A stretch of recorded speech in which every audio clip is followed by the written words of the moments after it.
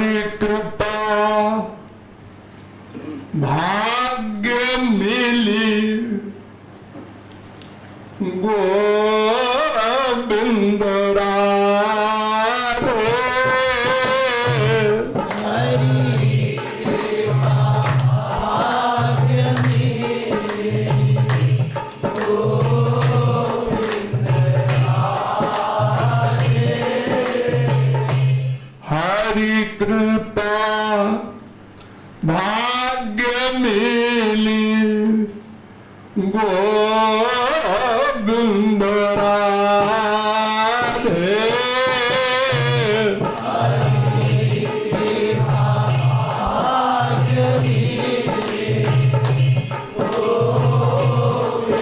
राधे।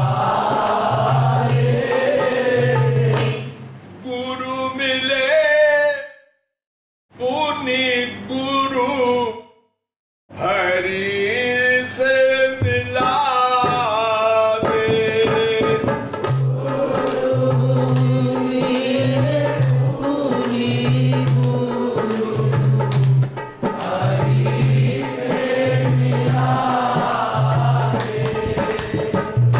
हरि कृपा भाग्य मिली गोविंद राधे। गुरु मिले पुनि गुरु हरि से मिला दे। हरि कृपा भाग्य मिली गोविंद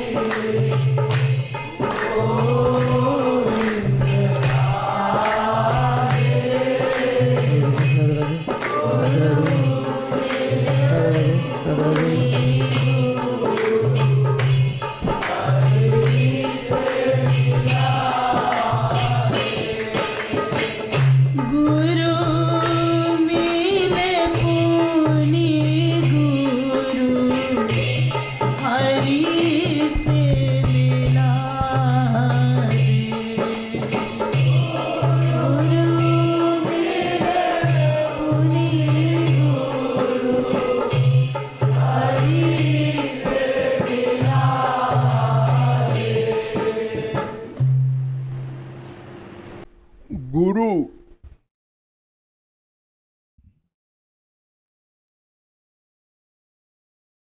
कैसे मिलता है?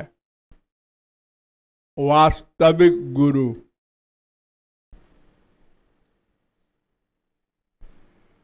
गुरु के बिना तो काम संसार में भी नहीं चलता। भगवान तो परोक्ष विषय है और संसार प्रत्यक्ष है, लेकिन एक अक्षर का ज्ञान भी बिना गुरु के कोई नहीं कर सका। मान लो आपको एक अक्षर का ज्ञान करना है, क ए, तो कैसे करेंगे आप? अगर आप कहें हम पुस्तक से देख के ए बना लेंगे, का बना लेंगे,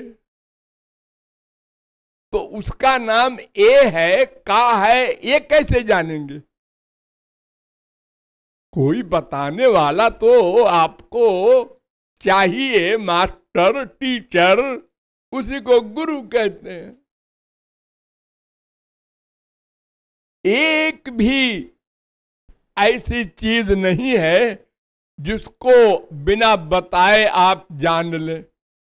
जिस मां से पैदा हुए हैं उसको ही नहीं जान सकते, जिस बाप से पैदा हुए हैं उसको ही नहीं जान सकते। 1000 बार जब मां बताती है, कहती है मैं मम्मी हूं, तू मेरा बेटा है। मम्मी बेटा है क्या होता है? चलो अपन भी याद कर लो। वो बेचारा तो कुछ जानता नहीं अभी कि बेटा और मम्मी और पापा का भावार्थ क्या है। फिर वहां से लेकर अब बुढ़ापे तक हम लोग जो नॉलेज इकट्ठा कर रहे हैं वो किसी गुरु से ही कर रहे हैं, चोरी चोरी करते हैं। ये बड़ा आदमी है, कैसे बैठता है देखो, ये क्या बोलता है पहले नोट करो, वैसे हम भी बोलेंगे। ये कैसे खाना खाता है, हर चीज हम चोरी चोरी सीखते रहते हैं। और कुछ बताने से भी प्रत्यक्ष टीचर बताता है।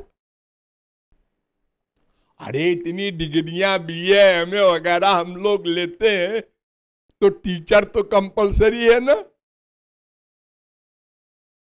तो जब संसार में बिना गुरु के काम नहीं चल सकता तो भगवान तो प्रत्यक्ष है नहीं, वहां तो सर्वप्रथम गुरु आवश्यक है। लेकिन सही गुरु कैसे मिले? कोई ABCD भी न जानने वाला छात्र अपने प्रोफेसर का निर्णय कैसे करे कि ये टीचर हमको पढ़ा सकता है? मान लो वो का को गा कहे बोलने को, तो हमको मान लेना पड़ेगा। अगर हमने उसको टीचर मान लिया है तो, और हम नहीं पढ़ सकेंगे सही। यही तो हो रहा है हमारे संसार में। नकली गुरुओं का अंबार है। ओ दाढ़ी रखाया और तिलक लगाया, कपड़ा रंगाया, हो गए गुरुजी। अब एक वाक्य मंत्र का भी याद कर लिया, बाकी अंगूठा छाप। एक वाक्य, जैसे मान लो नमो भगवते वासुदेवाय, ये मंत्र है, याद कर लिया। अब चेला बनाने लगे अपना, और बाकायदा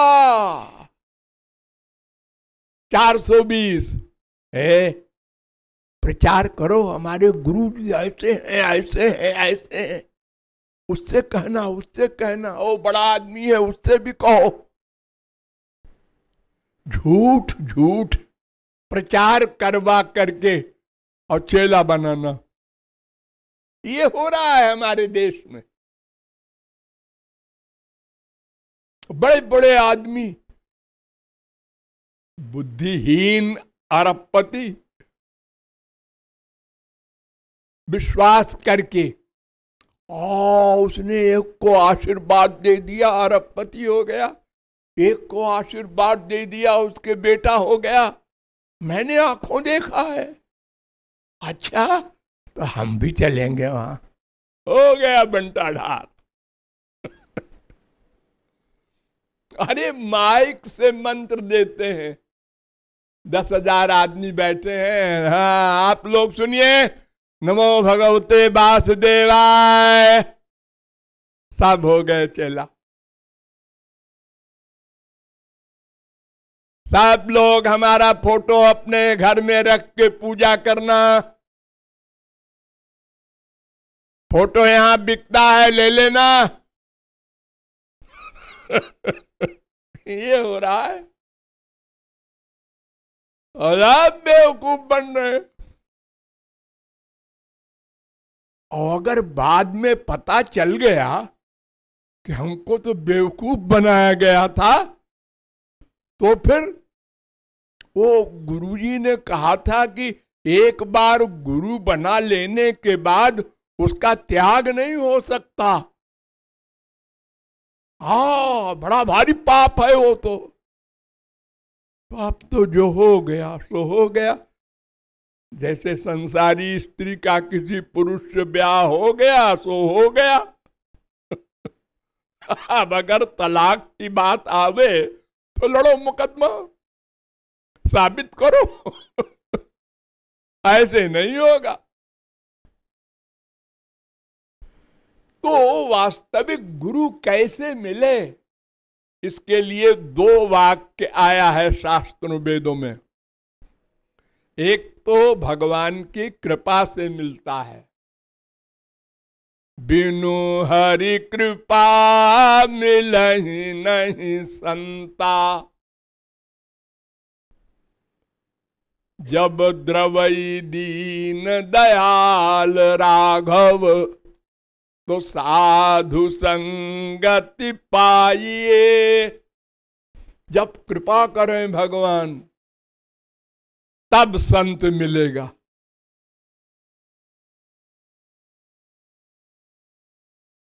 और यह भी लिखा है, पुण्य पुंज बिनु मिलहि न संता, सत्संगति संस्कृति कर अंता। तो अगर पुण्य से मिलते हैं हमारे कर्म से, तो फिर भगवान की कृपा क्यों आप उसमें डाल रहे हैं?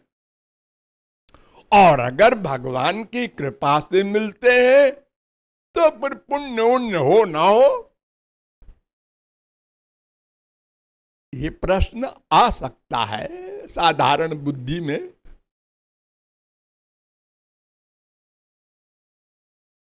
तो इसका भी उत्तर समझ लीजिए, दोनों कंबाइंड हो करके गुरु मिलता है। यानी केवल गुरु हरि कृपा नहीं हुआ करती, क्योंकि अगर हरि कृपा केवल हो तो सब पर होनी चाहिए। किसी पर हरि कृपा हुई, उसको असली गुरु मिला और असली पढ़ाई किया और वो विद्वान हो गया, भगवत प्राप्ति कर लिया। और किसी को एक 420 मिला और उसने गलत पढ़ाया, वो महामूर्खानंद हो गया।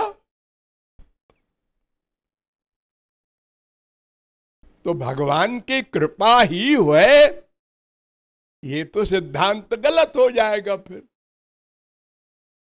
और भाग्य से ही मिलता है, ये बात तो जमती है। लेकिन एक प्रश्न है यहां भी, क्या कि हमारे जो पूर्व जन्म के कर्म हैं वो तो जड़ है। अरे आप लोग जो कुछ कर्म करते हैं, क्या उसके हाथ पैर आंख नाक मुंह मन बुद्धि है? आपने दान किया, आपने किसी गरीब की सेवा किया, आपने किसी संत की सेवा किया, तो ये सब तो जड़ कर्म है ना। ये अपने आप फल कैसे बन जाएंगे? इसका फल देने वाला कोई हो तब तो ये हमको फल मिलेगा, जो हिसाब रखे उसका। हमको तो याद नहीं रहता हमने पूर्व जन्म में क्या किया, कहां थे, कौन बाप मां। बड़े बड़े भाग्यशाली हुए हैं संसार में। किसी को 1 जन्म की याद है, किसी को 2 जन्म की, किसी की 3-4 जन्म की। बस धृतराष्ट्र के 100 पुत्र मारे गए जवान, और वो अंधे रोने के लिए बैठे हैं बुढ़ापे में। तो उन्होंने श्री कृष्ण से पूछा, एक बात बताओ, तुमको लोग भगवान कहते हैं, चलो मान लिया, हमने ऐसा कौन सा पाप किया था जिसका ये फल है? हमको तो याद है हमने ऐसा कोई पाप नहीं किया। तो भगवान ने कहा, पिछले जन्म में? कहे वो भी याद है। उसके पिछले जन्म में? वो भी याद है। हाँ। कई जन्म का याद है? 4 जन्म का। उसके पहले? कहे वो तो नहीं याद। तो अनंत जन्म बीत चुके, उसमें से 4 जन्म का हिसाब तुमको मालूम है? तो क्या गणित लगाओगे तुम? और फिर ये तो इन्हें गिने धृतराष्ट्र को मालूम है, और आम लोगों को तो एक जन्म तो क्या, इसी जन्म का बचपन की कोई बात याद नहीं है आप लोगों को। जब आप लोग 5 साल के थे तो 6 दिसंबर को कहां थे? बतावे कोई बड़ा काबिल IAS। जी यहाँ 4 घंटे की बात भूल जाती है। हाँ, इतनी कमजोर मेमोरी है इस कलयुग में। तो उस कर्म को, हमारे भाग्य को फल रूप प्रदान करना, किसी गुरु से मिला देना, ये प्रेरणा कर देना अंदर। भगवान बैठे हैं ना सबके, वो कहते हैं तूने पूर्व जन्म में बहुत अच्छा कर्म किया था, तो देख वो गुरुजी आए हैं ना जो बगल के मकान में, हाँ वहां चल। तो हम बगल के मकान में, मैंने पूछा भाई कौन आए हैं? गुरुजी आए हैं। अच्छा भाई देखते हैं कौन से गुरुजी हैं, देखते हैं। वहां गए और कुछ सुना समझा, हाँ है तो कुछ बात जरूर, कल फिर आएंगे। हाँ है तो फिर आएंगे। बस रम गया वहीं और बन गई बात और चल पड़ा, पहुंच गया लक्ष्य पर एक दिन। अरे ना एक जन्म में सही, 4 जन्म में सही। तो भगवान हमारे प्रारब्ध का फल देते हैं, ये कृपा है। क्योंकि हमको नहीं मालूम हमने क्या किया है पूर्व जन्म में, और भगवान को हमने कोई तनख्वाह नहीं दी है। ये कृपा क्या है जी? हमने उनको पैसा दिया तो उन्होंने बता दिया, हमको फल दे दिया। जैसे मुनीम रखते हैं आप लोग, तो आप लोगों के रुपए पैसे का हिसाब रखता है, तो आप पैसा देते हैं, वो हिसाब रखता है। कृपा काहे की? तो भगवान को आपने क्या दिया? आप तो जानते भी नहीं है और वो कृपा कर रहा है।